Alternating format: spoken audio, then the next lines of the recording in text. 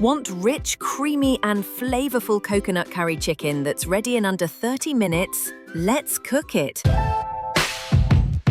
500 grams chicken, boneless, 1 onion, finely chopped, 3 garlic cloves, minced, 1 tablespoon ginger, grated, 2 tablespoon curry powder, 1 teaspoon turmeric, 1 teaspoon chili flakes, optional, 1 can 400 milliliters coconut milk, 2 tablespoon oil, salt and pepper to taste, fresh coriander for garnish.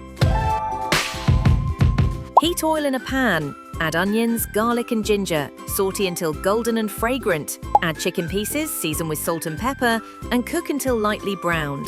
Now stir in curry powder, turmeric and chili flakes. Let the spices coat the chicken beautifully. Pour in coconut milk, bring to a simmer and cook for 15 minutes until the chicken is tender and the sauce is thick and creamy. And there you have it, creamy coconut curry chicken, perfect with rice or naan. Try it tonight and thank me later.